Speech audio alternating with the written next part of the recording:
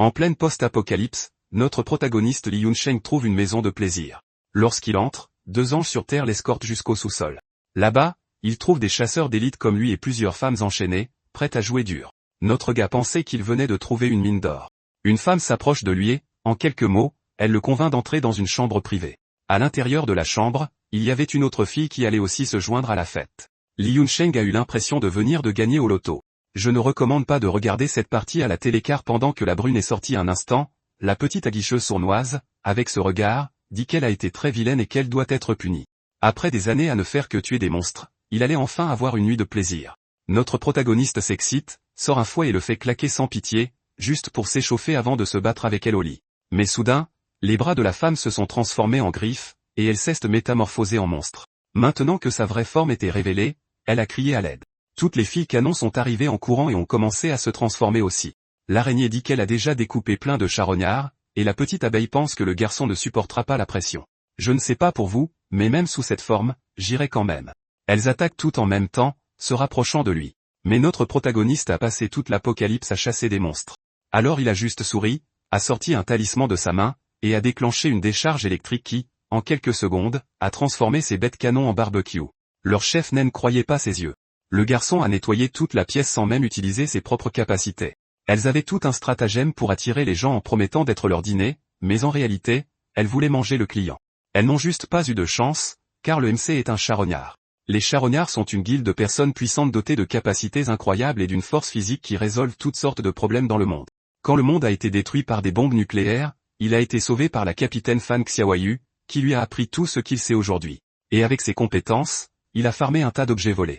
Il a attrapé le noyau à l'intérieur de la chef, et rentré chez lui dans la ville de Jindu, a verrouillé la porte avec une chaîne assez épaisse pour attacher une bête énorme, et s'est endormi en tenant les noyaux. Mais chaque fois qu'il s'endort, il est, Izeke accent aigu, dans l'étrange royaume du raffinement immortel, où il y a des dragons, des squelettes géants et des bêtes.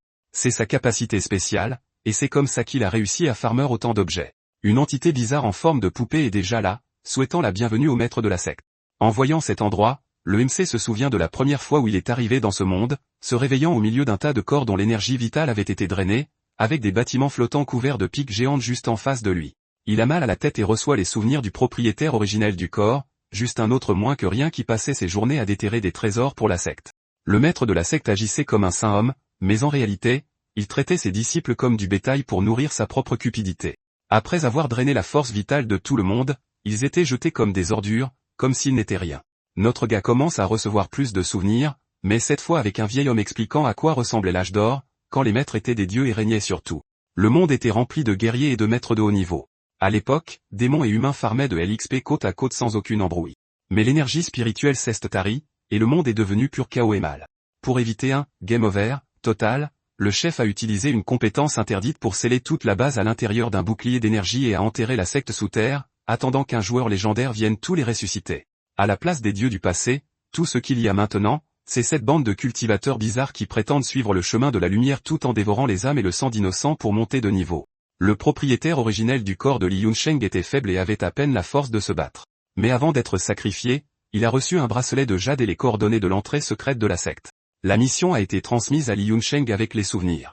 Suivant le chemin, il est retourné au dépotoir de cadavres où il était apparu pour la première fois dans ce monde. Au même endroit, il a trouvé un puits sombre, et le bracelet l'a guidé pendant sa descente. Il arrive dans un endroit assez louche et trouve une abomination géante faite d'eau pure et de haine, mais le dur à cuire remarque quelque chose. Li Yunsheng se retrouve face à la main géante du squelette et récite le mantra que le vieil homme a laissé pour désactiver le système de sécurité. Le crâne du boss commence à briller et se divise en plusieurs morceaux. Les têtes monstrueuses se transforment en crânes normaux et se mettent à tourner, formant un portail. Il entre alors dans le portail et pénètre dans les dimensions de nulle part. Il devient le Netero de Hunter x Hunter, puis ressort dans un endroit sombre avec un palais souterrain juste en face de lui. Une fumée rouge s'élève, se transformant en la file d'avant. Elle a expliqué qu'une partie de sa conscience avait été scellée dans le bracelet et n'a été libérée que lorsque Li Yunsheng a atteint le temple. Là, elle a raconté toute l'histoire du fondateur originel, un génie qui a créé une technique de cultivation mêlant le pouvoir humain au pouvoir démoniaque. Quand les monstres ont tout envahi, il a affronté l'armée infinie seul, en seulement 2 coups. Le premier a tué presque tous les démons d'un seul coup. Avec de la lumière pure, le second a utilisé des démons pour détruire d'autres démons. Même ainsi, l'armée était infinie. Sans issue, il s'est sacrifié pour sceller toute la vallée. Avant de partir, il a envoyé le bracelet de jade avec un message, espérant que quelqu'un viendrait perpétuer l'héritage. Maintenant que la petite immortelle s'est réveillée, le MC est officiellement devenu le nouveau propriétaire des lieux. Maintenant, il comprenait que l'énergie nucléaire et l'énergie spirituelle sont fondamentalement la même chose. La petite immortelle demande ce qui se passe, mais le MC demande juste un endroit pour faire une sieste. Elle les mène dans une aire de repos et jure qu'elle protégera le maître pendant son sommeil. Il ferme les yeux et s'évanouit. Mais quand il les rouvre, il est de retour sur le canapé à la maison, et le bracelet est venu avec lui. Le gars est devenu un voyageur interdimensionnel grâce au sommeil. Mec, le garçon réalise que tout ce qu'il tient en s'assoupissant se retrouvera avec lui dans l'autre monde. Il teste la théorie avec un cristal nucléaire, et la petite immortelle est presque renversée par la pureté de l'énergie. Elle explique que c'est la batterie manquante nécessaire pour activer le chaudron de la Renaissance. Ce truc est l'artefact le plus chéaté de la secte, et il est utilisé pour donner une forme physique aux disciples qui n'étaient que des âmes. Leurs âmes y étaient scellées depuis 1000 ans, et maintenant notre MC est sur le point d'avoir une armée entière de cultivateurs à lui. Le gamin ne veut pas attendre et ordonne d'activer le chaudron immédiatement, y déversant tout le stock de cristaux. Il plaisante même en disant que c'est comme ouvrir une loot box, mais la petite immortelle le prévient, les choses sont sur le point de devenir folles. De nulle part, le chaudron s'embrase et un phénix de feu géant renaît de ses cendres. Ça se passe bien trop vite, mais notre gars intercepte l'attaque comme si de rien n'était. Une silhouette sombre apparaît au milieu des flammes, et le MC l'attrape immédiatement par le cou. La bombe est en feu et ne comprend pas comment le gars ne s'est pas transformé en barbecue. La fille potelée réalise immédiatement qu'il porte le bracelet de jade, et le MC observe simplement sa nouvelle alliée. Elle recule, confuse, car le vieux maître avait déjà cassé sa pipe et se demande si le gamin est la vraie réincarnation. Elle demande pourquoi elle a été invoquée, et le MC explique que le plan est de reconstruire la secte et de revenir au sommet. Mais elle dit qu'elle n'a aucun intérêt pour les trucs ennuyeux. Alors la petite s'énerve et la mort à la tête pour qu'elle ne pète pas un câble à nouveau. La fille est furieuse et dit à tout le monde d'aller en enfer, criant que plus personne ne la contrôle. Mais le MC a la télécommande et utilise la chaîne maudite pour ramener la gamine à la réalité. En voyant la chaîne, la petite lui demande comment il a appris à s'en servir. Il a réalisé que toutes les âmes ici étaient liées à son bracelet, et la petite immortelle est stupéfaite par l'audace du gamin. Elle prévient que ces âmes appartiennent à des démons qui régnaient autrefois sur tout, et que le seul qu'il craignait était le maître. Il semble que cet héritage a été transmis au MC. Le MC tient la laisse spirituelle pendant que la petite immortelle dit à la fille chat de décliner son nom et son rôle. Elle dit qu'elle était un esprit forgeron de haut niveau, mais notre gars dit que si elle est inutile, elle sera transformée en recyclage de cristaux nucléaires. La fille panique et se met à cracher tout le butin rare qu'elle avait mis de côté. Fouet, talisman et épée volent partout, mais la petite immortelle lui dit les choses franchement. Ce truc, c'est l'aumône pour les mendiants. Elle fait semblant d'être sur le point de lui infliger un « game over », et la fille chat la supplie, disant qu'elle fera n'importe quoi pour être utile à la secte. Il accepte, mais la prévient que si elle dérape, elle est virée. De retour au présent, notre gars est prêt à tester le système d'artisanat de la secte. Il demande si les cristaux nucléaires peuvent être utilisés comme carburant, et la fille chat hallucine sur la pureté de cette énergie spirituelle improvisée, et elle est heureuse de pouvoir enfin raffiner quelque chose à nouveau. Elle commence le rituel au milieu des flammes en utilisant la technique de raffinage du feu en fusion pour convertir le butin en puissance. Le résultat est le talisman céleste du faucon de l'ombre, et elle tend à notre MC son premier objet rare. Le MC pense que l'objet est plutôt ordinaire et demande immédiatement comment obtenir du butin légendaire, et la fille chat explique que pour ça, l'investissement en mana doit être énorme. Elle active le mode turbo de la technique de raffinage, et cette fois, ce qui en sort est une graine mystérieuse.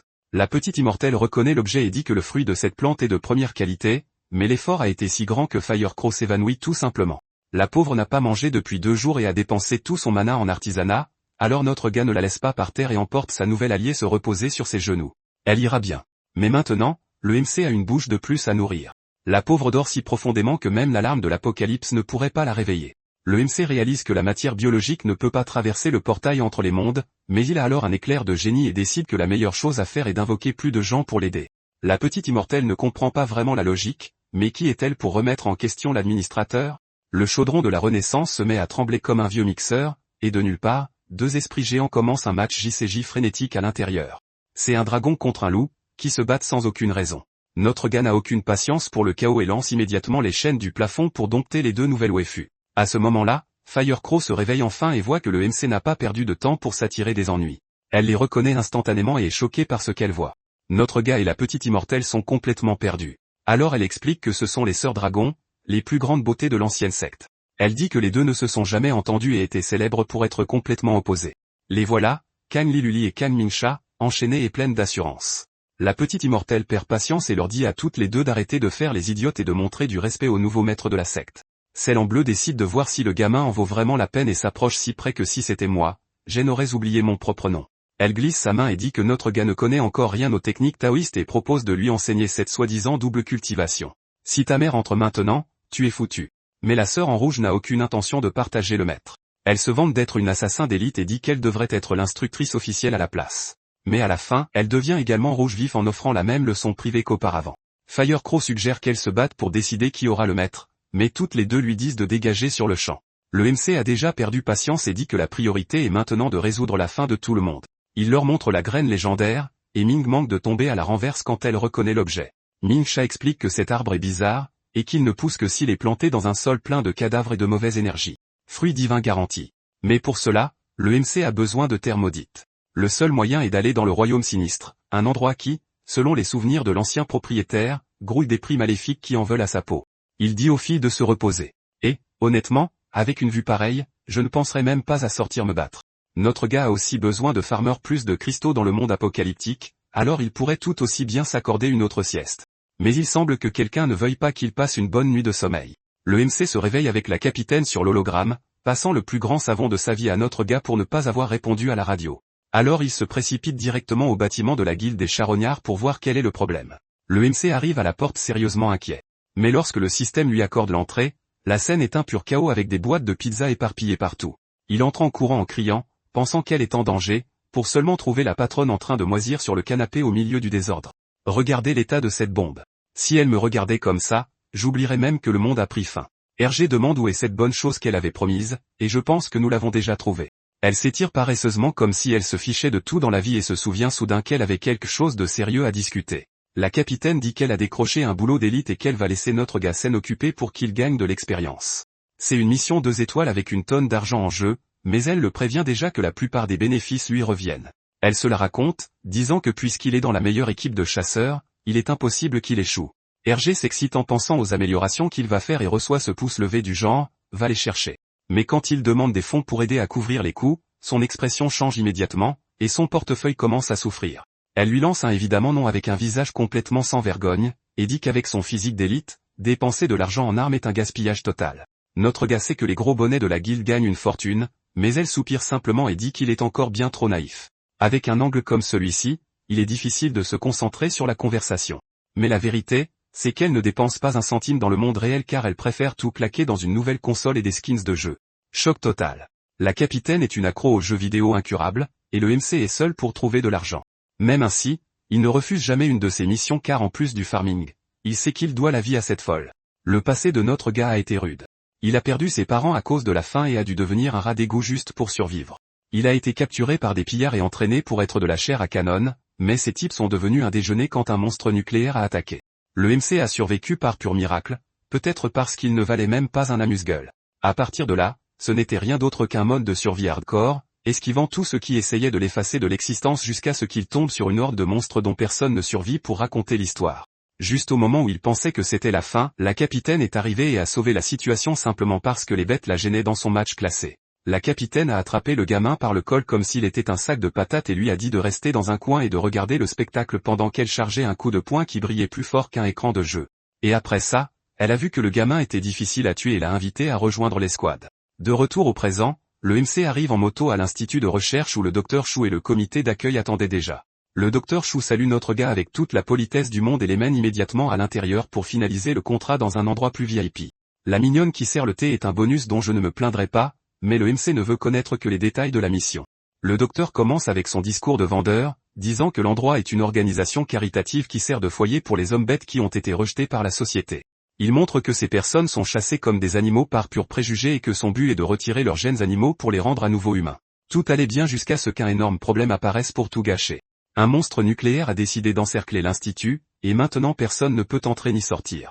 Mais au milieu de l'explication, le plafond s'effondre presque dans un fracas bizarre. Le docteur Chou panique complètement parce que la créature est revenue, mais notre gars saute déjà dehors en disant à tout le monde de se cacher. Les gardes sont dehors à gaspiller des munitions pour rien. Et quand le MC voit l'ampleur du désordre, il se fiche presque. C'est un serpent-titan géant. La capitaine a sérieusement menti sur le niveau de cette mission. Les écailles de la créature sont blindées, donc le plan est maintenant d'attirer sa fureur loin de la base. Il passe à côté d'un garde et demande à emprunter une grenade, mais Hergé vide tout le stock du gars et le laisse abasourdi. Il jette le cadeau en pleine face de la garce pour attirer son attention. Elle prend le coup en plein museau, et notre gars met immédiatement les gaz sur sa moto pour les mener faire un tour. La bête est consumée par la rage et suit le MC jusqu'au fond du canyon. Il y a des grenades qui volent de partout, et le gamin est presque ému de pouvoir dépenser des munitions qui ne sortent pas de sa propre poche. Il a déjà préparé le champ de bataille dans le canyon du chaos et dit au serpent d'accepter ce combo cadeau spécial. Elle se retrouve encerclée d'explosifs de tous les côtés, et le barbecue de reptiles est officiellement servi. Le MC charge déjà sa prochaine attaque avec l'énergie de la grenade et fonce avec une taillade éclair. Il tranche le corps du serpent dans une traînée d'électricité. Mais quand il atterrit, pensant l'avoir achevé, il remarque une étrange lueur verte provenant de la blessure. La blessure commence à se refermer à la vitesse de la lumière, et en quelques secondes, la bête semble n'avoir jamais rien eu. Notre gars est abasourdi par le facteur de guérison absurdement abusé de cette nana. Le serpent ne lui laisse même pas le temps de respirer et lance immédiatement un jet de venin pour montrer qu'elle se bat salement. Le MC se plaint que la bête se bat salement parce que ce jet vert est de l'acide pur. Le truc fait fondre tout en quelques secondes, et notre gars est dévasté en regardant son scooter se faire démolir. Maintenant, la bête est passée en mode triard, et le MC va devoir utiliser son atout, le talisman du faucon de l'ombre bleue. Avec cette nouvelle paire d'ailes, Hergé décide que la récréation est terminée. Il plonge comme un missile à tête chercheuse, déterminé à transformer cette bête en un tas de cristal d'élite. L'attaque transperce le serpent et la laisse pleine de trous. La bête hurle de douleur, et notre gars dit déjà que la fête est finie.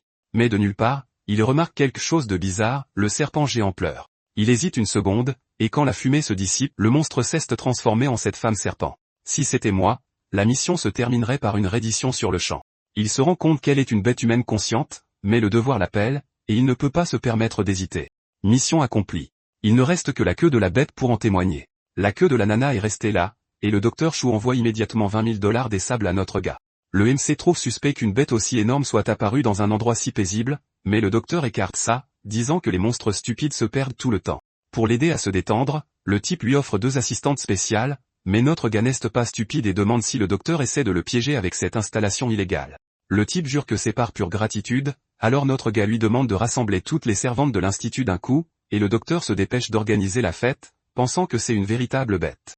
Notre gars rassemble tout le harem pour s'assurer que l'équipe est au complet, et elles disent que notre gars rassemble tout le harem pour s'assurer que l'équipe est au complet, et elles disent qu'elles sont prêtes à asservir. Si c'était moi, la vidéo se terminerait ici.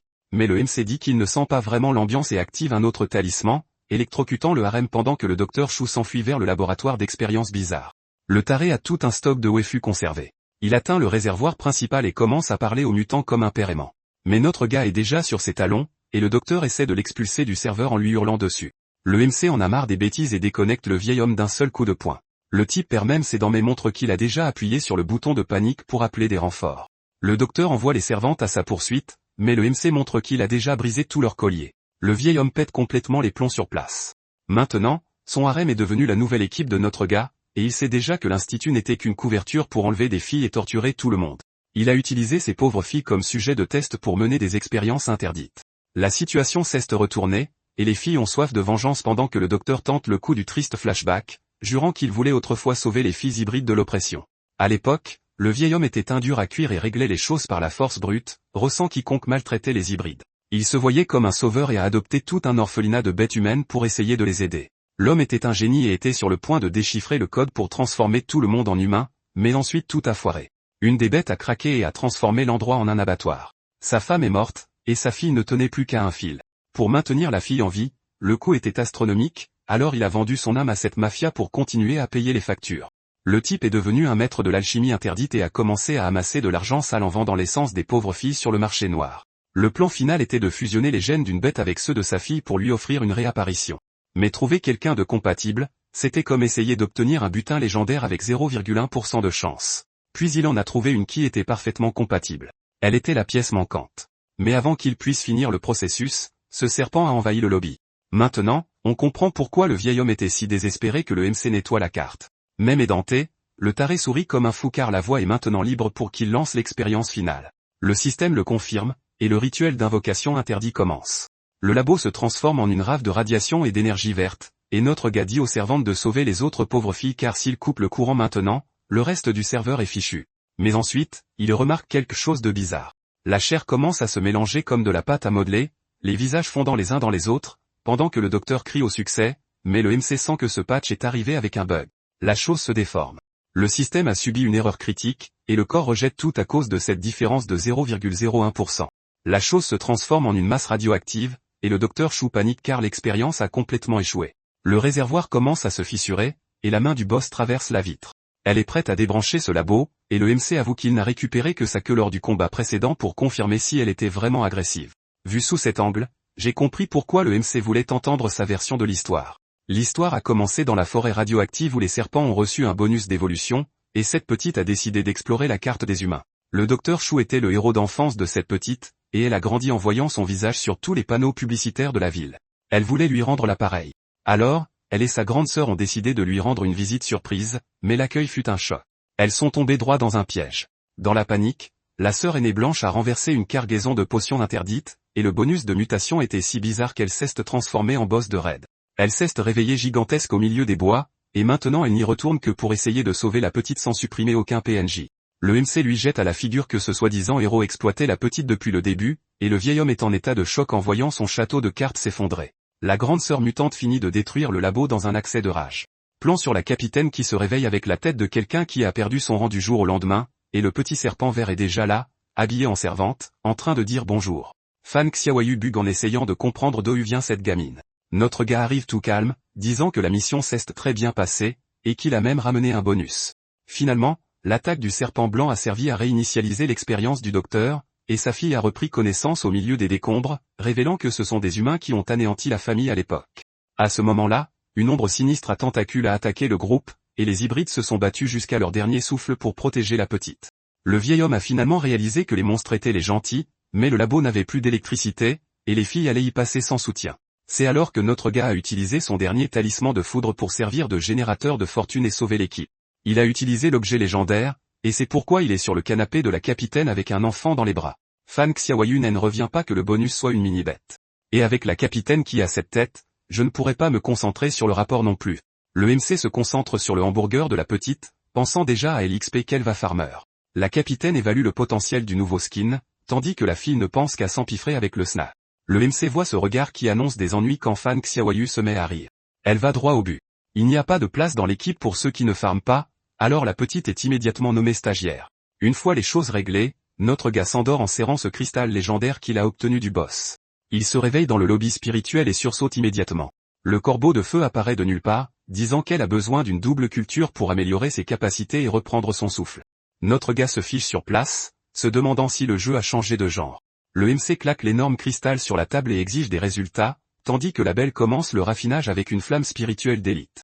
Le processus est intense, et l'énergie façonne l'ombre juste devant notre gars. L'objet reconnaît le MC comme le propriétaire du serveur, et l'armure fusionne avec son bras. La pure brillance d'un objet de la boutique. Et regardez-moi ce style avec ce nouveau skin. La tenue donne un bonus d'agilité et a même une technique secrète. Mais regardez l'état du corbeau de feu. Après avoir dépensé tout ce mana, la double culture a laissé la belle implorant pitié. L'arc était génial, mais la belle est par terre disant que 5 rounds d'affilée, c'est sa limite. Si c'était moi, le serveur ne serait jamais hors ligne. Le MC dit à la forgeronne de se reposer et décide de prendre les sœurs dragons pour le gros du travail. Kan Liyuli est tout excité à l'idée de quitter le lobby. Ils arrivent à l'entrée de la fosse entourée de cadavres, et la belle sort du portail, toute heureuse de respirer de l'air frais, ou presque. Mincha commence immédiatement à se plaindre de la puanteur des cadavres, mais notre gars leur dit à toutes les deux d'arrêter leur cinéma. Elle prend un peu de terre pour tester la qualité, mais le butin est mauvais. La terre est sèche et inutile pour la graine divine. Soudain, le détecteur de danger de la belle s'active. Elle entraîne le MC se cacher en vitesse car un monstre d'élite à l'air méchant vient d'apparaître au sommet du tas. Le monstre étire son cou comme une girafe possédée et descend pour inspecter la zone. Comme elle ne trouve personne, elle décide de partir pour ne pas déranger le boss de la zone. Dès que le monstre disparaît, notre gars réapparaît au milieu des corps, rangeant l'objet d'invisibilité qu'il a sauvé. Il explique que cette nonne farme des gens pour son maître, ce qui donne une idée à notre MC. Et regardez la taille de ce château flottant. C'est là que se trouve l'engrais maudit dont ils ont besoin pour leur culture. Le plan est de s'infiltrer parmi les disciples et d'entrer directement dans la gueule du loup. Kan Liyuli sourit sans raison, disant que l'endroit le plus dangereux est la zone de sécurité parfaite pour eux. Tian Liyuli a ce petit sourire de quelqu'un qui a déjà tout planifié, et les chaînes se resserrent pour rendre la comédie convaincante. La nonne monstre s'en va, pensant avoir assuré la dîme du jour. Les sœurs veulent l'accompagner, mais notre gars leur dit franchement. Si elles l'accompagnent, elles ne feront que gêner sa furtivité. Il avance dans le couloir, et l'endroit est plus piégé qu'un serveur le jour d'une mise à jour. L'objectif est juste devant. Mais soudain, son instinct de chasse s'éveille d'un coup. Regarde la taille de ce monstre. Si ce n'est pas le boss de la zone, alors je suis un PNJ de tutoriel. Le monstre renifle l'air, confus car il a senti une odeur humaine, mais n'a pas vu la moindre ombre. Notre gars profite de l'occasion pour s'éclipser sous forme de chat avant que son mana d'invisibilité ne s'épuise.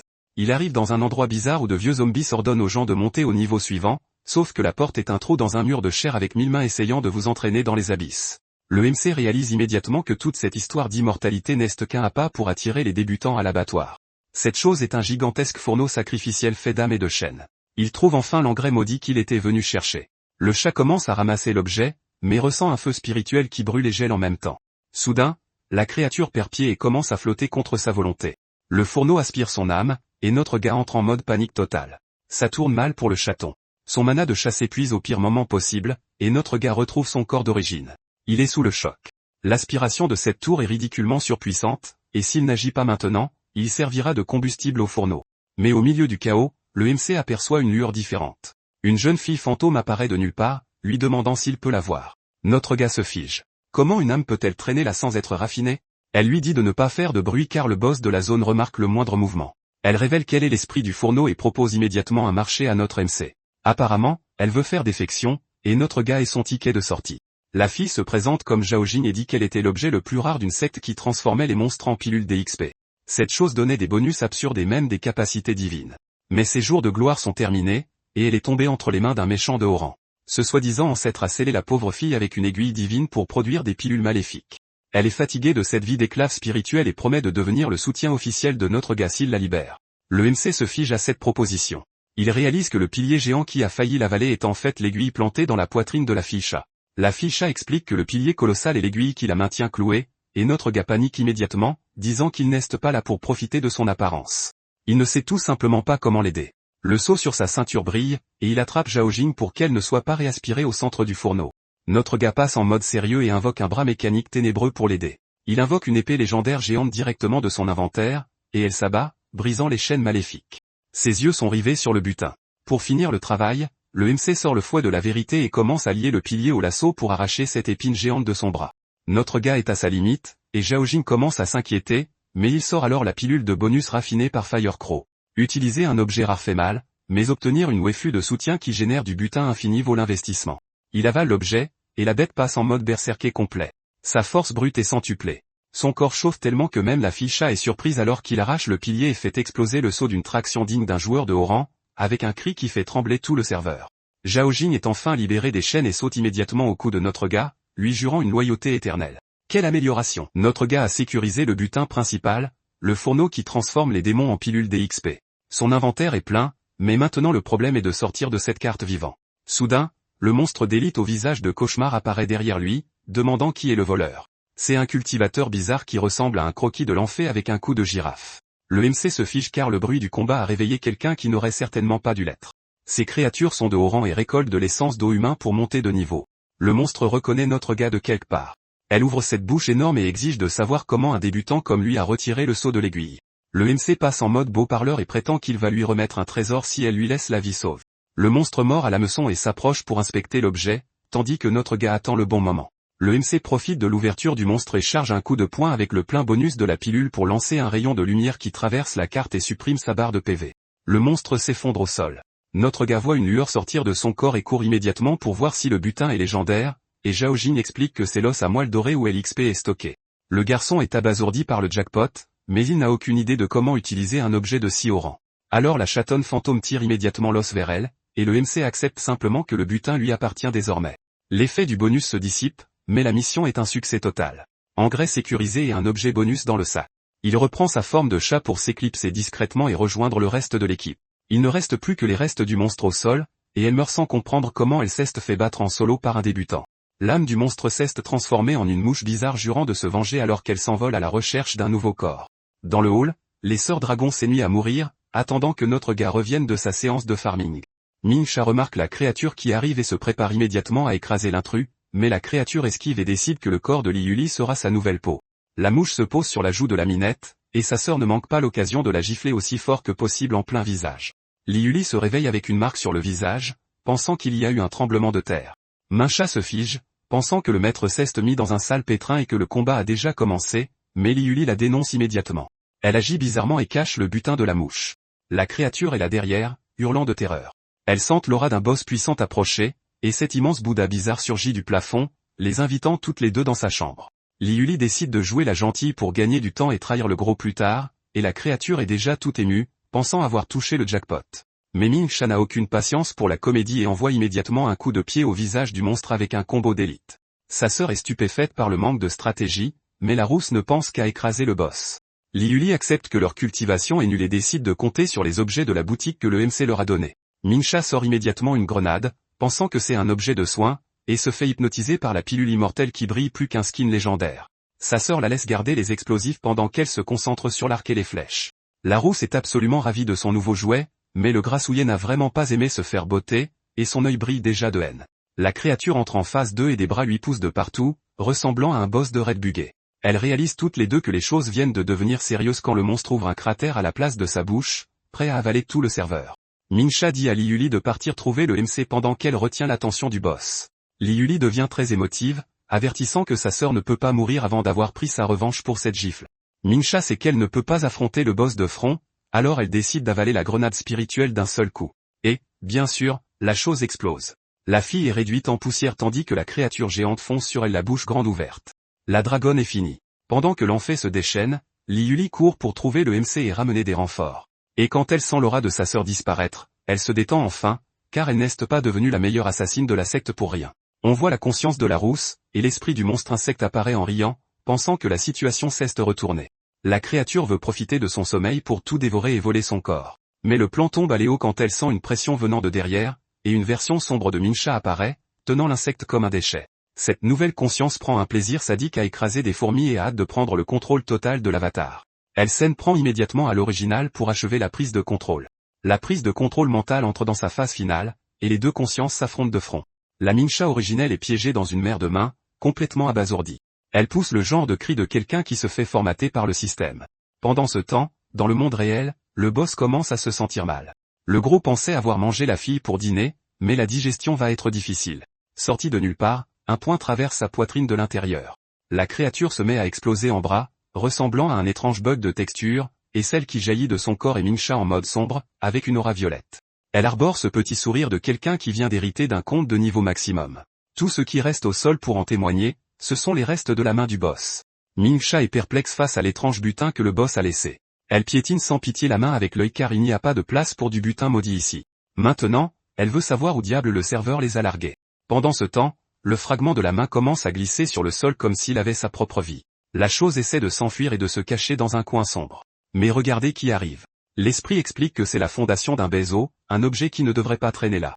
Pendant ce temps, Liuli est perdue dans un labyrinthe sans fin. Elle court et court, mais le couloir semble infini. Et sous cet angle, on peut voir que sa séance de jambes a vraiment porté ses fruits. Liuli réalise qu'elle est tombée dans un piège, et maintenant la situation est devenue très tendue. Au milieu du couloir, un type apparaît, méditant comme si le serveur lui appartenait. Liuli se met immédiatement en alerte, ne sachant pas si c'est un fantôme ou juste un monstre d'élite. Elle ne veut pas perdre de temps à parler et bande immédiatement son arc pour porter le premier coup. Le tir part de toutes ses forces, illuminant tout le couloir. La flèche traverse la tête du type, mais les dégâts ne sont même pas enregistrés. Le monstre ne scie même pas et l'avertit qu'elle cherche à se faire supprimer de la carte. Sorti de nulle part, son corps s'étire comme un bug d'animation, et il apparaît juste devant elle, lui demandant si elle aime les illusions. Le coup la frappe en plein dans la poitrine, et notre fille est projetée en arrière, crachant du sang et sentant tout le poids du combo. Le boss veut savoir ce qu'elle fait sur sa carte, mais Liuli répond avec une pure moquerie bien qu'elle soit complètement amochée. Il ne bronche même pas. La créature a renoncé à être humaine et s'est transformée en un cauchemar qui a attrapé notre fille sans aucune chance d'esquiver. On dirait même un boss de jeu d'horreur. L'esprit du vieil homme prévient qu'elle ne lui est plus d'aucune utilité vivante et commence le processus d'absorption. Pour lui, être dévoré par lui est le meilleur butin possible. Si le MC n'arrive pas maintenant, elle va devenir de la pâtée pour monstre. Liuli est en train de se faire avaler par cet amas de chair, et on dirait que le game over est arrivé. Mais la scène se brise, et le vieil homme réalise que c'est lui qui est tombé dans le piège. Notre fille apparaît complètement indemne avec une hitbox que le MC approuverait, et dit que sa technique n'est qu'un mode mal fait de sa version. La créature se vante d'être le maître des illusions et essaie de la recruter dans sa guilde. Elle n'écoute pas les paroles d'un mort, et il lance immédiatement son attaque spéciale pour régler ça.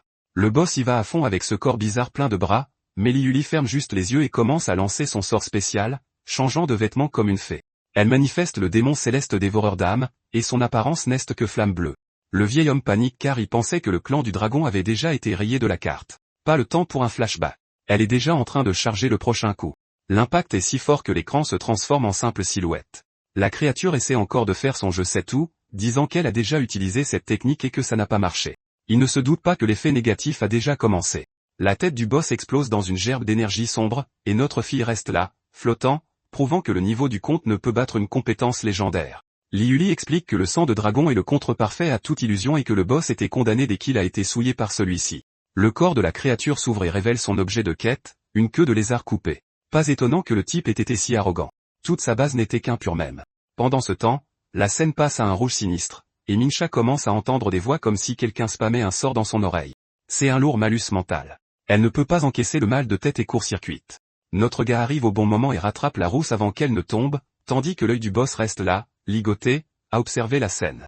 Il devient pensif, essayant de comprendre ce qu'était ce son et où Liuli avait atterri. La petite immortelle apparaît devant le MC avec un avertissement urgent. L'ancêtre Wutong se réveille de son hibernation après avoir farmé une tonne d'essence de sang, et la créature est un vrai cauchemar. Notre gars se crispe car il sait qu'il ne peut pas affronter ce boss maintenant, mais la petite dit qu'elle a un plan et aura besoin de son aide pour la coopération finale. Elle devient toute rouge en expliquant la méthode, et si c'est vraiment le plan, notre gars a touché le jackpot. Le MC manque de tomber en entendant que le plan est une double cultivation au milieu de tout ce chaos. Elle n'attend même pas de réponse et plonge directement dans son esprit pour commencer le processus. Soudain, la réalité se brise, et notre gars se retrouve dans un espace mental qui ressemble à un hall de luxe. Elle explique que c'est le seul endroit où ils peuvent faire cette amélioration, car elle n'est encore qu'un esprit d'artefact. Dans l'espace mental, tous ces objets de quête sont exposés, et la petite a déjà manifesté le lotus doré qu'elle a créé pour servir de fondation. Le MC médite. L'énergie commence à raffiner son corps, transformant son sang en pure puissance. C'est l'heure de la percée. Notre gars sent ses centres d'énergie briller plus qu'un sapin de Noël. Leur double cultivation spirituelle est en parfaite synchronisation, et comme c'est sur le plan astral, les tenues sont optionnelles. Draine tout. La petite avoue qu'elle a volé toute cette expérience à l'ancêtre lui-même pendant qu'elle lui préparait des pilules. Maintenant, elle transfère ce farm interdit à notre gars pour qu'il puisse enfin affronter le boss en solo. La petite prévient que la première fois fait un peu mal, mais qu'il doit endurer le processus. La lumière devient si intense qu'elle aveugle le serveur, et l'amélioration finale a enfin lieu. De retour dans la réalité, le corps du MC flotte en pilote automatique pendant que le reste du boss essaie de s'esquiver. La créature n'est qu'un œil dans une main immonde. Liuli s'approche pour vérifier le butin, et le dessinateur a bien profité de l'angle. Elle se demande si le MC s'est évanoui à cause du boss, pendant que la main en profite pour s'enfuir, finissant juste devant la rousse, se prenant un retour à l'envoyeur. Tandis que les sœurs essaient de comprendre ce qui s'est passé, notre gars est au pays des rêves, rêvant de la cultivation qui vient d'avoir lieu. Le ciel commence à pleurer du sang sous forme de runes, et tout sentiment de paix part en fumée. Minsha lève les yeux et sent immédiatement que le prochain monstre est de niveau mondial. Sorti de nulle part, un son assourdissant commence à griller le cerveau de la rousse, et de notre fille en bleu aussi. Des ombres émergent une projection astrale gigantesque, et la créature veut savoir quel rat a osé interrompre sa méditation. Liuli sait que le MC est toujours hors service et se demande si ce qui reste d'elle et de sa sœur suffira à garder l'aggro. Elle décide que la retraite n'est pas une option. Les sœurs rassemblent le peu d'énergie qu'il leur reste dans un combo de flammes pour essayer de ne pas se faire tuer d'un coup, et elles touchent le monstre en plein milieu. Mais la blessure guérit rapidement. Mais la main astrale s'abat comme un météore. Le boss dit qu'il n'y a pas d'issue et qu'il va les réduire toutes les deux en poussière. L'impact arrive pour le coup de grâce final. Liuli a déjà accepté le game over et fait même une blague sur le fait de régler leur compte dans la prochaine vie. Mais c'est alors que notre gars arrive avec son nouveau buff activé. Il lance un uppercut qui brise toute la pression de l'attaque, et la main du boss ne peut tout simplement pas encaisser les dégâts du MC. L'ancêtre essaie toujours de faire le malin, traitant le MC de fourmi et lui lançant un coup de poing. L'impact a été brutal, mais le MC n'était pas là. Alors le boss commence à le chercher, disant qu'il ne s'échappera pas. Minsha est sous le choc de la nouvelle aura du MC, et Liuli ne comprend pas comment il a atteint la formation du noyau si vite. Notre gars dit que c'est une longue histoire et prévient que tout le monde devrait retourner à la planque avant que la carte ne se réinitialise. Le MC dit qu'ils doivent boucher ce trou avec un corps, mais Liuli prévient que cela seul ne résoudra pas le problème et qu'ils ont besoin d'un saut. Elle passe immédiatement en mode soutien et lance une compétence d'illusion, attirant les cadavres au sol vers l'entrée du trou jusqu'à ce que le passage soit complètement bloqué par un tas d'ossements. De retour à la base, notre gars remarque un mouvement étrange et se fige. Il y a une minuscule créature bleue qui se fait harceler par des corbeaux, et la pauvre chose crie de terreur en essayant d'esquiver leurs coups jusqu'à ce que quelqu'un dise à tout le monde d'arrêter ses bêtises. Firecrow est surprise quand elle voit que notre gars est de retour, et la petite immortelle lâche immédiatement que la forgeronne volait des cristaux pour ouvrir une pièce interdite.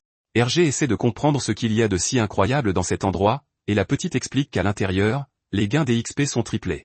Elle essaie de coincer Firecrow pour savoir comment elle a découvert le secret, mais la rousse ne donne que des excuses bidons. Le MC décide d'ignorer le vol pour l'instant car la priorité est ailleurs. Il remet le reste du butin à la petite immortelle pour renforcer la secte et dit à la forgeronne de se concentrer sur la fabrication quotidienne d'objets d'élite. Pendant que les dragons s'occupent de la graine divine, le plan de survie avance à plein régime, et notre gars entre dans le pavillon pour commencer le vrai farm. Le pavillon est bizarre, rempli d'énergie cosmique, et notre gars se donne à fond pour atteindre le noyau d'or au plus vite. Il prend une profonde inspiration, mais l'ambiance change, et on voit un boss sinistre engueuler le disciple qui a échoué, disant que l'erreur était grave, mais qu'il y a un moyen de réparer les dégâts. Il invoque une étrange larve de 1000 pattes et explique que ce soi-disant 1000 pattes du désastre servira à réinitialiser le corps du gars.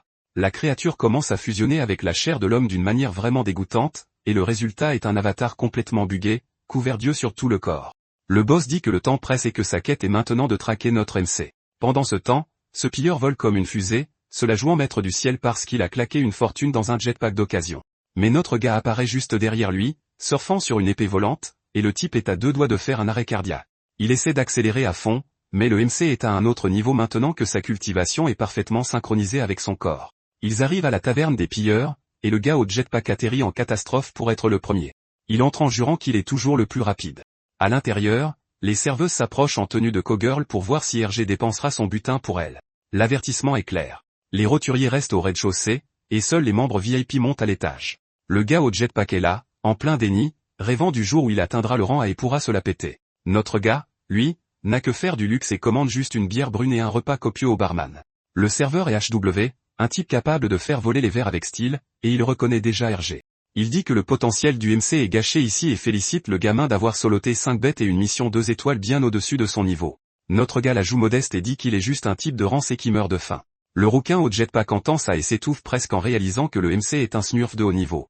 HW rit et lui rappelle que la dernière récompense était de 5000 $ des sables, mais le MC souligne que le capitaine prend 70%, et qu'il veut maintenant une mission 3 étoiles. Le MC sait que l'argent est le cadet de ses soucis et qu'il a besoin de cristaux géants pour buffer ses waifus et se préparer pour le boss qui arrive.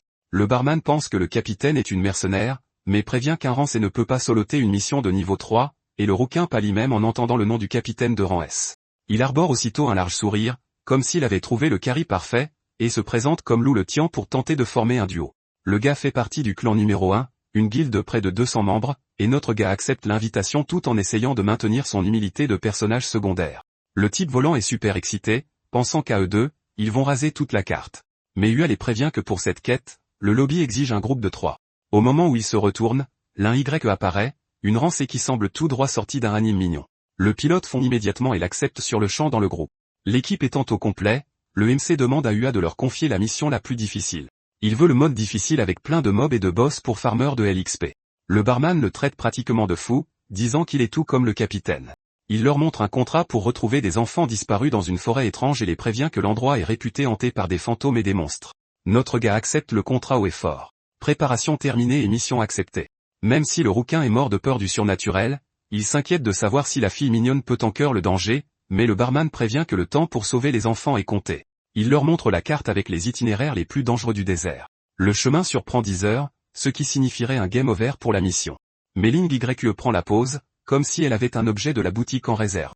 Elle sort une crevette brillante de son inventaire et se met à appeler Shaolin comme un petit chiot.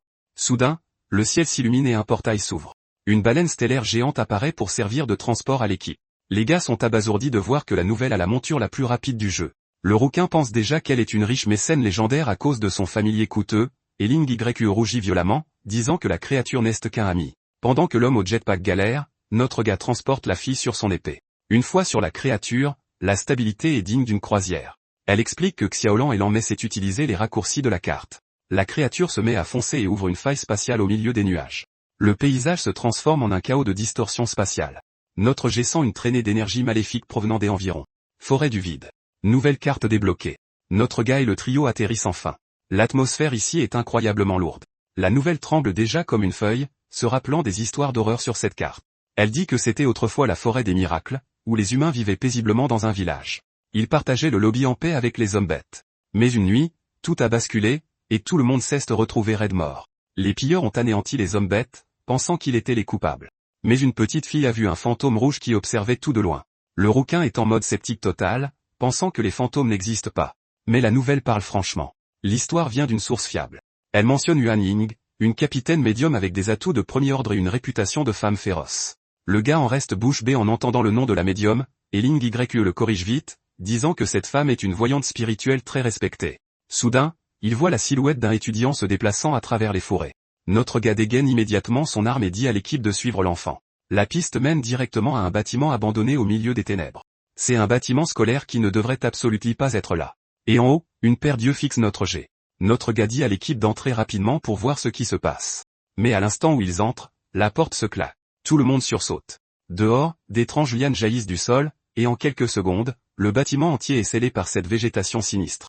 Le MC utilise la lueur de sa montre pour essayer de voir dans le noir, mais il réalise que l'équipe a disparu et que les bracelets n'ont plus de signal. De petits rires se mettent à résonner dans le couloir. Il demande qui est là et se retrouve face à des silhouettes immobiles. Ce ne sont que des mannequins empilés, ce qui est 1000 fois plus effrayant. Notre gars se met en alerte maximale car il a entendu un bruit étrange. Il décide qu'il vaut mieux ne pas baisser sa garde, sans remarquer l'ombre géante juste derrière lui. Au moment où son instinct s'active, elle lui saisit le bras, une petite fille en pleurs le supplie de la ramener chez elle.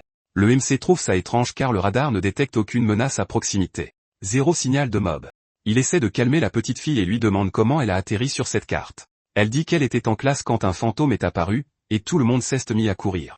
Notre gars l'interroge sur les autres, et elle répond que le boss les a tous eus. Le MC essaie de digérer ce que la fille a dit sur le fantôme, pendant que Lou le tient est perdu dans un couloir sombre, appelant l'équipe à grands cris. Soudain, il entend un chant étrange qui n'était pas au programme et décide d'entrer dans une pièce pour voir si le son vient du boss ou d'un PNJ. Il voit des petites mains jointes dans une ambiance de film d'horreur, et le hall devient sinistre avec ses enfants qui chantent dans le noir. Par terre, il voit Ling YE, inconsciente et entourée de ses enfants bizarres. Le rouquin passe en mode berserk pour sauver son allié. Les enfants révèlent des visages de mobs au sourire macabre, et il déchaîne une puissante taillade pour voir s'il peut anéantir les fantômes d'un seul coup. Dès qu'il les achève tous, il réalise que ce n'étaient que des poupées de paille maudites. Notre gars court aider l'un YE, qui se réveille enfin. Elle se réveille un peu désorientée, appelant Tian sans comprendre comment elle a atterri dans cet endroit bizarre. Le rouquin explique qu'il a rencontré le fantôme et en profite pour jouer les héros. La nouvelle accepte immédiatement le bonus de protection avec un câlin, laissant le protagoniste complètement figé tandis qu'un petit rire étrange résonne en arrière-plan. Le visage de la fille se transforme en cauchemar, et des tentacules noirs commencent à drainer les PV du rouquin. Pauvre gars. Le tout se transforme en un enchevêtrement de racines tandis que la scène passe à un autre couloir. La vraie Lin YUR seule et essaie de parler au capitaine, sans succès. Soudain, des bruits de pas. Li Yunsheng apparaît en disant qu'il l'a trouvé, mais la fille a un bug car il y a maintenant deux de lui à l'écran. Les deux commencent à se disputer, et soudain, il se prend un crochet du droit qui lui traverse le visage comme si le fou était fait de fumée. Notre gars essaie de jouer les gardes du corps et dit à la fille de rester derrière lui, mais un clone géant apparaît derrière eux, affirmant être le vrai. La fille comprend et décide qu'elle en a assez de ces bêtises, passant en mode combat car elle a compris que tout est faux. Elle peut lire dans les pensées des monstres, mais leur communication n'est que du code pur. Et les créatures continuent avec cette illusion flippante que chacun d'eux est le vrai protagoniste. Elle se souvient même du temps où elle grondait son cochon parce qu'il devait faire un régime pour ne pas finir en bacon. Elle explique qu'elle peut lire dans les pensées des monstres nucléaires depuis son enfance, mais ces clones bizarres du protagoniste ne suivent pas les règles. Voyant que les choses ont mal tourné, elle appelle Xiao Liu et le sanglier géant débarque en trombe pour l'heure du goûter. La bête n'a pas envie de discuter et commence à fracasser les ombres sur le mur sans la moindre pitié. De la rage à l'état pur. Les clones s'enfuient, et la fille reste abasourdie par la facilité de la chose. Après ça, une autre fille apparaît, dégageant un chemin et guide notre gars droit vers l'endroit où se cache le mystère. Quand ils atteignent le cœur du problème, l'atmosphère est bien trop pesante. La petite fille se met à pleurer et supplie notre gars de sauver tout le monde, mais le protagoniste a déjà vu clair dans son jeu et la coupe sans hésitation. Il se rend compte que la fille n'a pas le moindre signe d'une âme, donc tout le plan consistait à l'attirer dans ce piège. Notre gars entre dans l'antre avec son aura flamboyante et voit que les enfants sont piégés dans des cocons, y compris un visage familier. Mais le propriétaire des lieux n'aime pas les visiteurs, et les racines s'entremêlent pour créer un monstre colossal qui fait passer le protagoniste pour un jouet en comparaison. La créature essaie de l'écraser, mais les réflexes de notre gars sont au point, et il lance immédiatement une entaille d'aura pour se frayer un chemin. Il commence à trancher les cocons au plafond, et le rouquin tombe au sol, complètement désorienté. Pendant que le protagoniste affronte la montagne de racines, il l'avertit qu'ils sont dans l'estomac de la créature et lui dit de sauver les autres. Le mec a failli faire une crise cardiaque, croyant avoir vu un fantôme, et reste abasourdi par le niveau de puissance de notre gars. Mais il n'y a même pas le temps de reprendre son souffle car la créature peut lire dans les esprits et copier n'importe lequel de leurs traumatismes. La créature ne se contente pas de copier ce qu'elle voit, elle fouille dans les traumatismes des gens, mais Ling YE réapparaît avec son sanglier pour équilibrer le combat. La bête charge, piétinant les racines de toutes ses forces, et le rouquin ne sait pas quoi penser de ce cochon mutant qui a l'air coriace. La fille s'éclate en chevauchant la bête, agissant comme si elle se promenait dans un parc. Dehors, le vrai marionnettiste regarde le bâtiment se faire engloutir et dit que les nutriments sont enfin arrivés. Ce méchant au visage de galaxie active son plan final, faisant rétrécir tout le bâtiment et écrasant tout le monde à l'intérieur. Même l'avatar de notre gars n'échappe pas à l'étouffement par cette montagne de racines. Le fou explique qu'il a passé 100 ans à cultiver cet arbre nucléaire bizarre, attendant qu'il germe pour enfin en récolter les fruits. L'arbre ressemble à un bulbe géant au milieu de la forêt, et il convoite déjà le fruit qui ressemble plus à un cerveau mutant. Il est tout excité, disant que l'arbre n'a besoin que d'un jour pour porter ses fruits, et que même s'il meurt après, des dizaines de fruits en valent la peine. Mais soudain, la lueur dans les yeux du méchant disparaît car les fruits commencent à se ratatiner juste devant lui. Ils deviennent secs et gris en quelques secondes. Le type commence à paniquer, essayant de comprendre qui vole son énergie. Soudain, le sol explose et projette tout en l'air, et notre gars apparaît avec le sanglier pour sauver les personnes piégées. Le méchant est sous le choc, incapable de comprendre comment un simple rancé a pu échapper à son contrôle.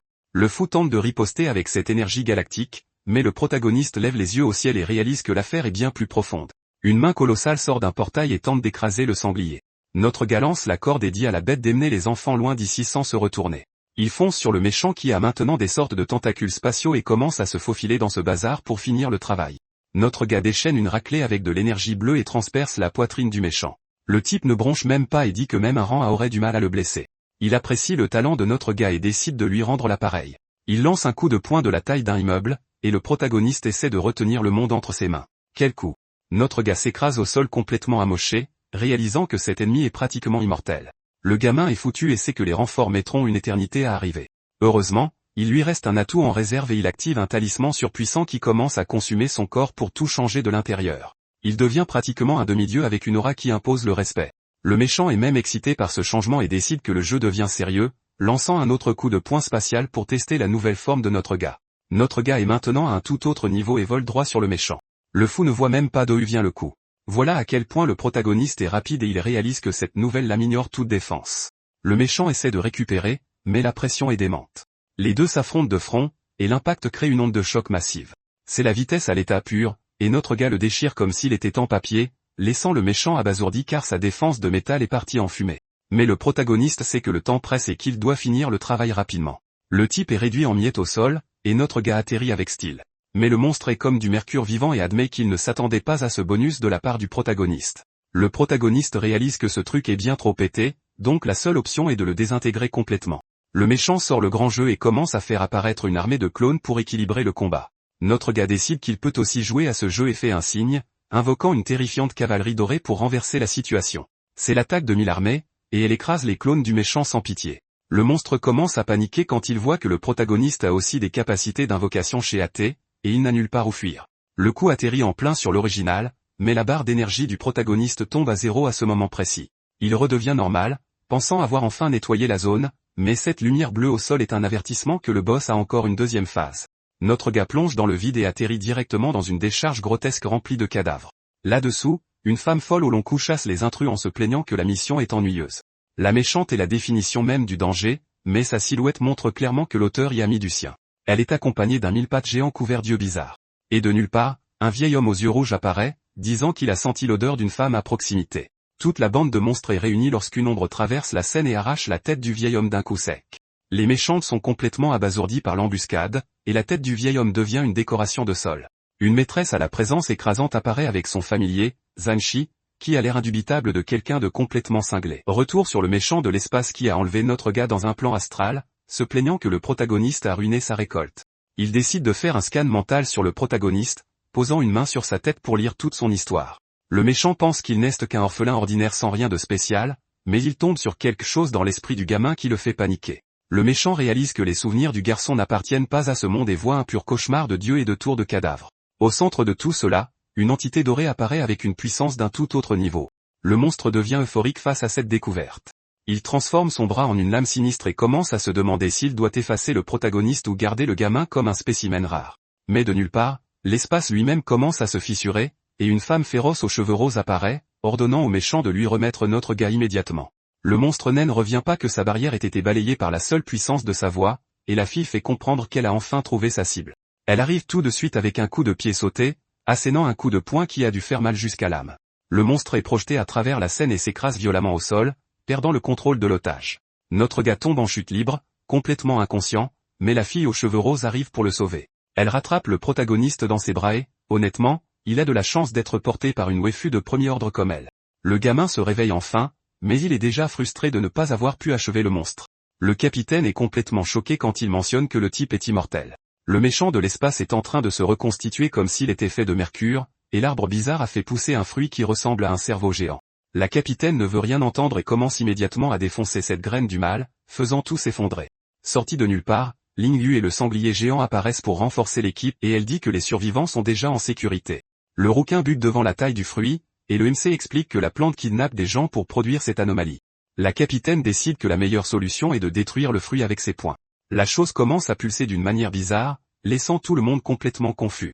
En haut, un portail s'ouvre au milieu du chaos et commence à téléporter les fruits. Ils atterrissent dans un endroit complètement désolé où le méchant de l'espace attend la cargaison. Le type admet qu'il a failli y passer dans le dernier combat, mais sa tranquillité ne dure pas car le boss arrive avec une aura pesante, exigeant les résultats de la récolte. Il explique qu'il n'aime à sécuriser que c'est parce que notre gars et la capitaine lui ont causé trop de problèmes. Le boss en Ying accepte ce qui reste de la récolte et commence immédiatement à inspecter la marchandise pour voir si l'énergie est de haute qualité. Il fait le discours classique du méchant, disant que bientôt il libérera tout le monde de cette terre scellée. On passe au QG de la guilde des charognards, où les choses deviennent sérieuses. Une réunion au sommet est en cours avec les chasseurs les plus coriaces de la région. Le président Minju, qui a l'air d'un enfant mais est de rang SS, ouvre la réunion. Mais Hugh, qui est la frime incarnée, dit qu'il est bien trop occupé à sauver le monde. Oncle Long l'interpelle immédiatement, disant qu'il devrait plutôt être à un rendez-vous galant. Le type n'essaie même pas de le cacher et dit que c'est comme ça qu'il recharge ses batteries. La fille chat à cornes est complètement à l'ouest, pendant que la capitaine bave en pleine réunion, et le président décide de la laisser tranquille pour continuer l'ordre du jour. Le gamin va droit au but. Le méchant, en Ying, est sur le point de briser le seau et d'attaquer avec toute sa puissance. L'ambiance devient lourde pour tout le monde, et le type en armure frappe déjà du poing sur la table, se disant prêt pour la guerre. Hugh est toujours en mode, c'est qui ce type encore? Mais le mercenaire masqué le fait taire, l'avertissant que le méchant pourrait vider la salle à lui tout seul en rigolant. Tout le monde commence déjà à penser que le game over est assuré, et le gamin le confirme. Les chances ne sont pas nulles, mais ça va être dur. Le président continue de surveiller les progrès de notre gars de loin et croit que le gamin est la seule vraie chance de victoire. Le groupe emmène le fruit au laboratoire souterrain des charognards, et notre gars arrive aussitôt, voulant savoir ce que diable est ce fruit. Le docteur Go passe en mode intello et explique que la chose a même sa propre conscience. Ling YU reste là, hypnotisé par la taille du fruit à l'intérieur du réservoir. Notre gars est plus perdu que jamais. Alors le docteur met les choses au clair et explique ce qu'est un arbre nucléaire. C'est en gros une plante qui a évolué en bête d'élite. Ça commence par une graine qui infecte la terre, puis elle passe des centaines d'années à drainer la vie d'une forêt entière pour grandir. Toute cette énergie accumulée finit par se concentrer dans ce cerveau végétal. Notre gars devient suspicieux face à la sagesse soudaine de Li Yingxing, et elle entre en transe, réalisant que ses souvenirs viennent de son père. Soudain, la chose se met à vibrer, et le docteur réalise que le fruit est presque prêt à naître. On passe à la femme serpent qui se la coule douce au sommet d'une montagne de cadavres pendant que cet exorciste essaie de gérer la situation, et quel corps de rêve elle a, au passage. Elle envoie un mort-vivant pour une attaque qui tranche l'âme et traverse la méchante, mais la garce ne sent rien et se moque même de l'attaque. La méchante ne bouge même pas et laisse son zombie achever ce pauvre type d'un seul coup. La fille aux cheveux verts est sous le choc en voyant son allié se faire renvoyer au menu principal sans même voir ce qui l'a frappé. Elle exorciste met immédiatement les choses au clair, ce n'est pas un mort-vivant ordinaire. Elle explique qu'il y a tout un système de classement, du zombie blanc jusqu'au zombie volant. Mais Xiaozan est tout en haut de la chaîne alimentaire, le légendaire roi zombie. La pauvre fille réalise qu'elle s'est trompée de serveur et essaie de s'enfuir, mais finit par se faire trancher en deux à mi-chemin. C'est game over pour elle, et notre exorciste en profite pour ramasser le butin rare qui est tombé. L'exorciste remarque que le roi zombie grogne encore, et la raison est ce mille-pattes géant qui a décidé de se pointer pour le dîner. Mais le vrai chaos se passe ailleurs. Notre capitaine aux cheveux roses se fait complètement démolir 3-0 dans un jeu vidéo par un enfant. Pendant que les deux jouent, le MC se retrouve avec le rôle du concierge, à nettoyer le dépotoir. La capitaine, qui a apparemment mis tous ses points en plastique, dit que le devoir de la petite est de jouer avec elle. Le type est tellement énervé qu'il casse le balai en deux, se plaignant que le butin de la dernière mission était nul. Il a besoin de cristaux de cœur au plus vite s'il veut évoluer, et la petite fille lui spoile qu'elle connaît l'endroit parfait pour farmer ses objets. Notre Ganen croit pas sa chance et se dirige droit vers le soi-disant canyon du chaos. Le type plonge comme une fusée, concentré sur le fait de dépasser les serpents pour atteindre le labyrinthe. Il utilise des clones spirituels pour explorer le chemin et trouve enfin le paradis des cristaux. C'est du butin infini. Il commence à remplir son inventaire comme un fou, mais de nulle part, un cercle magique géant s'illumine devant lui, et une mystérieuse petite sorcière apparaît pour ruiner la session de farm du type. La fille apparaît, ressemblant à une sorcière d'anime, et notre gars reconnaît la bête. C'est Moling, une élite de rang à des charognards. Il ne comprend pas ce qu'elle fait au milieu de nulle part, mais la fille a l'air d'être venue pour gérer la situation. Mais dans le combat contre le mille-pattes, Les choses s'intensifient, et le roi zombie lance une attaque qui le transforme en confetti. Des morceaux de monstres volent partout. Du gore à l'état pur. La créature géante est un cauchemar composé de 1000 mains affamées. L'exorciste réalise que son allié est à sa limite, se mord le doigt pour concentrer son énergie, puis active l'œil céleste pour scanner la créature. La chose brille intensément, et elle finit par découvrir où se trouve le point faible.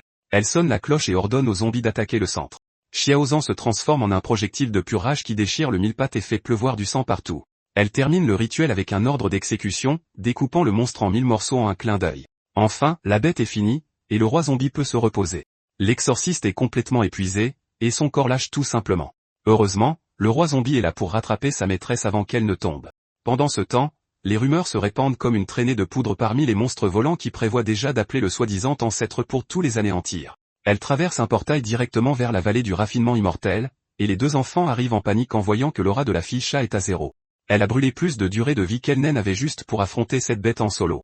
Et comme le maître est en retraite spirituelle, c'est au support de tenir la baraque. L'enfant active immédiatement le sort de guérison et dit que la remettre sur pied sera facile, puis utilise cette fleur légendaire pour soigner la fille chat. Et l'effet visuel est si intense qu'on dirait qu'elle reçoit une amélioration de skin légendaire. Elle s'élève, complètement renouvelée, et se lève avec l'impression d'avoir bu 10 litres de café, et l'enfant explique que la fleur a restauré toute sa vitalité au niveau maximum. Mais l'ambiance s'alourdit car leur cachette a été découverte, et l'autre petite panique car le maître n'a pas encore fini son entraînement. La fille chat arbore ce sourire de quelqu'un qui sait déjà comment résoudre le problème par la force. On passe à cette fille en uniforme scolaire portant un cercle magique, d'où une marmotte à lunettes saute du portail, et notre rouquin ne sait pas quoi penser de ce croisement entre magie et hamster. Il essaie de s'éclipser discrètement sous sa forme spirituelle, le butin à la main, mais il a tellement la poisse qu'un cristal tombe et révèle sa position. Molling réalise que quelqu'un est proche, et notre gars sent déjà le game over arriver.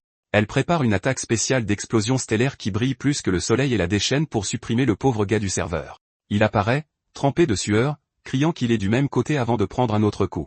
10 minutes plus tard, les choses se calment enfin alors qu'il explique le malentendu. Elle réalise que la silhouette n'était qu'un leurre, et notre gars confirme que c'est sa compétence. Molling accepte l'excuse et dit au type de dégager avec ce qu'il a déjà pris, mais l'avertit que s'il raconte quoi que ce soit sur leur rencontre, il sera supprimé dans la vraie vie. Notre gars n'est pas stupide et se tire de là avec le butin avant qu'elle ne change Davis. La marmotte est furieuse et demande pourquoi elle a laissé le petit voleur prendre les objets gratuitement, mais la fille chat est sur une toute autre longueur d'onde et commence un rituel de faux avec les cristaux restants. Le pouvoir est si écrasant que tout commence à tourbillonner dans un vortex déchaîné, et elle donne l'ordre de commencer l'amélioration. Les visuels ressemblent à un générique d'anime tellement tout brille. Elle termine la transformation, prête à affronter en solo n'importe quel boss qui apparaît sur la carte. La marmotte est stupéfaite de voir que la maîtresse vient encore de monter de niveau. Elle se plaint que le stock de cristaux s'est tari avec cette amélioration et planifie déjà le prochain raid directement dans le royaume des démons. L'objectif est maintenant de nettoyer la carte des parasites qui causent des problèmes, et elle ouvre le portail pour partir sur le champ. Le rouquin ne peut que regarder de loin, essayant de digérer toutes ces informations, et décide de suivre son propre chemin vers la vallée du raffinement immortel. De nulle part, la scène change et on voit notre gars ouvrir les yeux, accueilli comme un protagoniste disséqué. Le harem de notre MC apparaît au complet, célébrant le réveil final du maître. Il est complètement perdu, essayant de comprendre ce que cette équipe lui veut. La petite fille du bracelet surgit de nulle part pour dire qu'elle est aussi dans le hall, et l'exorciste s'avance, prévenant que leur cachette est fichue.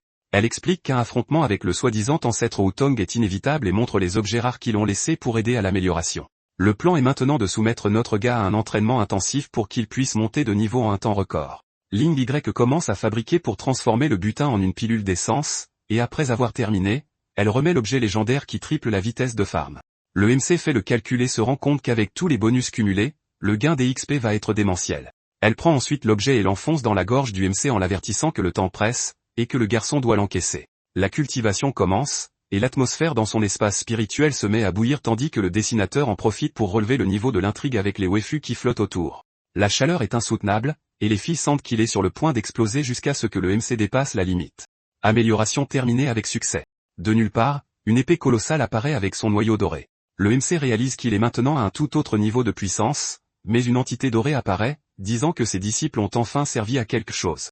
Le MC reconnaît le type comme l'ancien maître de la secte du ciel et de la terre et s'emballe, pensant que le gars est toujours actif sur le serveur. Mais l'esprit lui dit la vérité. Il est mort il y a longtemps, et tout ce qui reste est un fragment d'âme stocké dans le bracelet. Il regarde notre gars avec ce sourire de quelqu'un qui s'apprête à refiler le fardeau au suivant et dit que les progrès du gamin ont dépassé toutes les attentes. Le maître décide qu'il est temps d'enseigner à notre MC des techniques abusées et commence à transférer les fichiers interdits directement dans son esprit.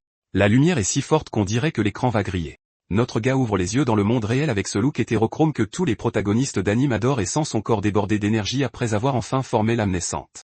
L'équipe de Wefu célèbre le fait que leur énergie a également été restaurée au maximum, mais Ling Y prévient que l'ancêtre Wutong est toujours un boss de niveau impossible. Notre gars arbore ce sourire de quelqu'un qui cache sa vraie force. Plan sur le donjon des os dans l'autre monde où Moling apparaît avec la marmotte mystique, prête au combat. La mascotte prévient que la légion de squelettes est sur le point de réapparaître. Elle dit que ce n'est pas encore le bon moment, puis un flashback se déclenche, montrant que la petite fille avait déjà éveillé sa magie à l'âge de 5 ans. Elle s'est jetée seule dans ce monde bizarre et a passé une décennie à affronter des monstres en solo juste pour retrouver sa mère. Sa mère était aussi une mage badass qui a disparu dans un portail, et notre fille a juré qu'elle ne mourrait pas avant de l'avoir retrouvée. Mais le danger double à chaque étage, et la réapparition commence. Il y a tellement de squelettes partout que le siège devient impossible à encaisser. Moling esquisse un petit sourire comme si elle avait déjà tendu le piège et esquive un coup puissant qui envoie presque la marmotte au tapis. Elle flotte au-dessus du chaos, cherchant le roi de ce bazar, et décide de mettre fin à cette mascarade avec un éclair en chaîne qui se transforme en un barbecue d'eau collectif. Elle remarque que le boss n'apparaît qu'une fois tous les monstres éliminés, mais toujours pas de boss. Soudain, les os se remettent à luire en vert, et la Légion revient sur le serveur avec un bonus de vitesse démentielle. Le problème, c'est que maintenant ils ont une résistance à la foudre, et le combat se corse. Il est donc temps de tester les compétences abusées qu'elle a débloquées lors de sa dernière montée de niveau. La fille invoque le pouvoir de la déesse de la glace et fait bien comprendre que ce tas d'eau ne s'approchera pas d'elle. Elle déchaîne l'air spécial de l'hiver pour geler toute la carte et transforme l'armée en esquimaux. Les esquimaux d'eau tombent du ciel et se transforment en décombres sur le sol. La marmotte en profite immédiatement pour ramasser tout le butin qui tombe en double. Moshao Bei est intriguée par ces cristaux et commence à se méfier du MC. Elle a l'impression que le gars cache un secret sur la façon dont il farme autant. Mais la fête ne dure pas longtemps car l'énergie négative recommence à monter. Les os ne sont pas restés au tapis. Ils se rassemblent pour former quelque chose de bien pire. Le boss de l'étage apparaît enfin, et la taille de ce truc est ridicule. Laissez-moi vous présenter le Seigneur Squelette. Le cauchemar de tout joueur de bas niveau. Le monstre arrive en balançant un coup puissant, essayant d'éliminer notre fille, mais elle invoque une barrière dorée et encaisse le coup avec aisance. Mais sa défense commence à se fissurer, et l'impact envoie la pauvre fille voler comme si elle ne pesait rien. Elle parvient à se rétablir en plein vol et se concentre immédiatement sur son prochain mouvement, pour ne pas se faire tuer d'un coup. La fille bombarde le monstre de tout son arsenal de compétences, sans aucun succès. Le problème, c'est que le boss est immunisé contre les dégâts magiques, mais elle n'est même pas déstabilisée. Elle décide d'utiliser les âmes des boss qu'elle a vaincus en solo par le passé et invoque toute l'équipe pour renverser le combat. Moling appelle toute l'équipe pour achever le boss, et l'escouade d'invocation arrive, animée par une rage pure. L'ogre en armure assène un coup dévastateur en plein dans le torse du squelette tandis que la reine des fleurs immobilise la chose avec des lianes. C'est un véritable combo infini, mais les invocations ont une durée limitée, et notre fille a besoin d'un coup de grâce, alors elle regarde la marmotte avec d'autres intentions. Elle active une nouvelle compétence d'amélioration de familier, libérant une aura de feu colossale qui enveloppe le petit rongeur, et la créature devient le nouveau cauchemar de la carte. Le petit rongeur se transforme en un ours esprit de l'ombre géant, et Moline lui donne l'ordre de briller et de tout détruire. Pendant que les autres invocations maintiennent le squelette, laissant le boss complètement vulnérable et sans défense, la chose reste là, à attendre le pire. Notre familier lance une charge sauvage droit sur la cible et pulvérise le corps du monstre en 1000 morceaux. Le gars se transforme en un tas de décombres sur le sol, et Lourd pousse un rugissement de victoire. Mais de nulle part, un crâne nimbé de flammes vertes apparaît, flottant dans les airs, et Moling réalise que ce salaud n'est toujours pas mort. Moling prévient immédiatement que tant que la tête restera intacte, la chose reviendra éternellement au combat. Soudain, le crâne se met à briller et tire des projectiles qui envoient Lourd valser sur le côté. Le problème, c'est que le boss absorbe les autres invocations pour reconstruire son corps en utilisant la puissance de sa propre équipe. La plus grosse arnaque de l'histoire. Maintenant, le type est gigantesque et renforcé par le pouvoir de tout le monde. Choutu est furieux de cette triche, mais elle lui dit d'utiliser une potion et de retenir le monstre pendant 1 minute. Choutu réalise que sa maîtresse est sur le point d'utiliser cette technique abusée et lui dit qu'elle peut se détendre, car il gère la situation. Il avale la potion de renforcement d'une traite, et le physique de la bête explose. Lourd charge le boss fusionné et commence à enchaîner les coups de poing comme s'il n'y avait pas de lendemain. Pendant que le familier encaisse l'impossible, Moline commence le rituel d'un sort ancien. Elle concentre toute son énergie dans le cristal et invoque la Valkyrie, une entité qui anéantira le boss avant que son corps ne s'effondre. Elle n'a que 10 secondes pour le coup de grâce et plonge pour l'attaque finale pendant que Lourd encaisse. Notre ours retient le boss, mais ses yeux s'écarquillent car son énergie s'épuise. Tout se réinitialise, et la mascotte redevient une marmotte. Notre fille se retrouve exposée en plein air, mais elle redouble d'efforts et lance quand même son coup. Le squelette essaie de ne pas se faire anéantir, et le choc des pouvoirs fait tout trembler, mais le crâne saine est sorti de justesse. Notre fille est en état de choc car le boss a réussi à faire l'esquive finale. Mais de nulle part, Une silhouette bleue traverse la scène et achève de broyer les restes des squelettes qui essayaient de se reconstituer. Moline bug en essayant de comprendre comment ce clone a atterri là, et notre gars se pointe quand même pour lui demander si elle va bien. Mais il se prend une claque pendant que notre mage l'insulte de tous les noms au milieu de cette mer de butin. Loin de là, le vrai MC se rend compte que les choses ont sérieusement mal tourné. Son plan était juste de laisser un clone pour enquêter sur le drop de cristaux, mais le clone avait besoin d'un contact physique pour traverser la barrière de Moling. La rouquine est morte de honte car le clone du MC a aidé Mo Xiaobei en touchant là où il ne devait pas, et maintenant il pense qu'il va être catalogué comme un gros pervers. Pendant ce temps, l'arbre Samsara grandit à une vitesse ridicule, et notre gars reste là à regarder à quel point la chose devient énorme. Liuli s'approche pour faire son rapport. Elle explique que l'arbre n'est encore qu'une minuscule pousse et que les autres apprentis ont utilisé presque toutes les pierres spirituelles pour raffiner les pilules. L'approvisionnement en énergie est à sa limite.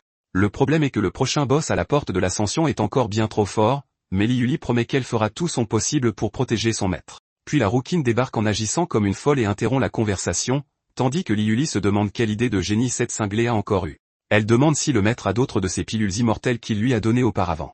Notre gars n'a aucune idée de quoi elle parle jusqu'à ce qu'il réalise que la folle a avalé une grenade, pensant que c'était un complément.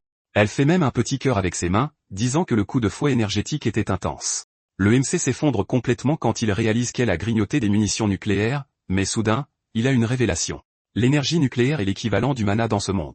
Et il se souvient que dans le désert où il vivait, ces déchets étaient partout. L'arbre est entouré de grenades, et notre gars n'arrive pas à croire que ce tas de ferraille va vraiment être utile. La rouquine est déjà survoltée, concentrant l'essence pure du feu dans ses mains, et envoie tout en l'air. L'impact est démentiel, et l'énergie nucléaire commence à alimenter la plante. Loin de là, En Ying est assis sur son trône, écoutant les gémissements de ses serviteurs bizarres. Les créatures tremblent de tous leurs membres en essayant d'expliquer que le MC a reçu de l'aide, mais le maître des ombres ne veut pas entendre d'excuses de perdant. Il lève sa main squelettique et se prépare à supprimer ses PNJ inutiles. Les pauvres créatures se font abattre avant même de pouvoir finir leur phrase, et Ying, lassé de l'incompétence, traite ses serviteurs de déchets tout en modelant une nouvelle forme à partir de cette bave violette. Un avatar sinistre apparaît, prêt pour le combat, et le méchant annonce qu'il va maintenant entrer lui-même dans le raid. Changement de décor, on voit d'étranges cuves d'incubation où le docteur Chou est maintenu en vie sous assistance respiratoire. Soudain, le type ouvre les yeux et se rend compte que sa réapparition a fonctionné. Une silhouette apparaît, disant qu'elle attendait depuis longtemps que le docteur se réveille. Mais les choses tournent mal près de l'arbre lorsqu'une brume sombre engloutit tout, laissant notre garçon sous le choc. Notre garçon est complètement stupéfait par ce qu'il a trouvé. Devant lui est apparue une réplique bizarre de cet arbre nucléaire, et ses fruits en forme de cerveau se mettent à vibrer. L'un d'eux explose, et les filles n'ont même pas le temps de réagir qu'une forme floue passe à une vitesse absurde. Mais le MC l'avait déjà verrouillé et envoie un lasso d'énergie pour attraper le fugitif, révélant cette créature de bois à l'air méchant, que notre garçon saisit pour voir si ce butin en vaut vraiment la peine.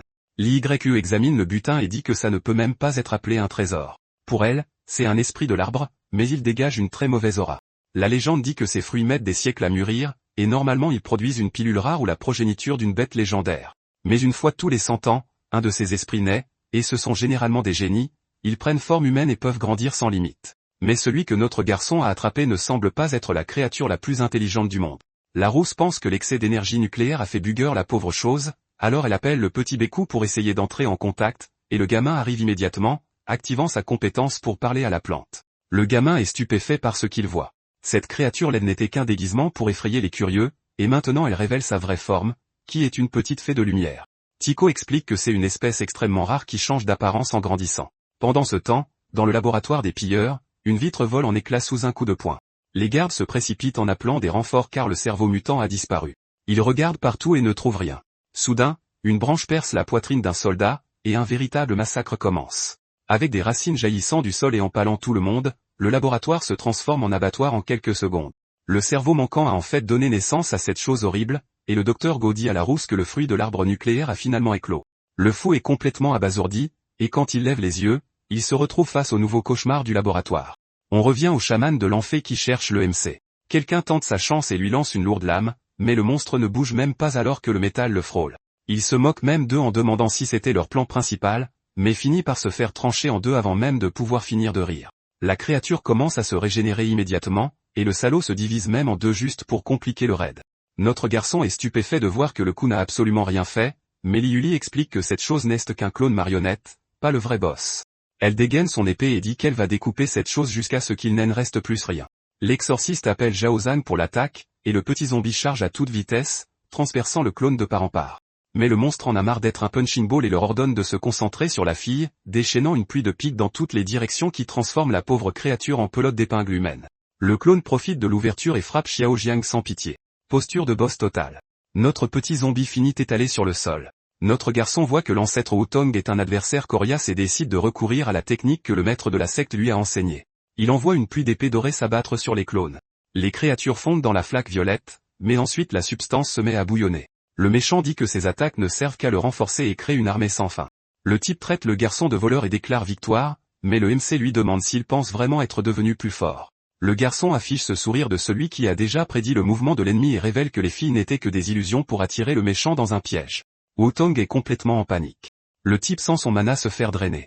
Ils sont piégés dans le chaudron de raffinage du MC, et il explique que si le corps principal ne veut pas mourir, alors la seule option est de faire cuire le salaud jusqu'à ce qu'il se transforme en essence pure. Corneille de Feu intervient pour faire monter la température et prépare immédiatement le saut interdit, invoquant le feu sacré pour griller le méchant. Le méchant rit encore, jurant que le feu ordinaire ne peut rien lui faire, mais il réalise alors que c'est du vrai feu sacré, et la panique le frappe de plein fouet. Loin de là, le docteur Chou essaie de comprendre qui est ce fou au visage de Galaxy qui se tient devant lui. Le méchant de l'espace dit que le docteur est bien trop talentueux pour mourir et qu'il lui a sauvé la vie parce qu'il a besoin d'une faveur. Le docteur se voit comme une épave rafistolée, mais l'étranger désigne la cuve à côté de lui et lui montre la femme qu'il aimait. Le docteur Chou est complètement choqué car il se souvenait qu'elle était morte depuis longtemps.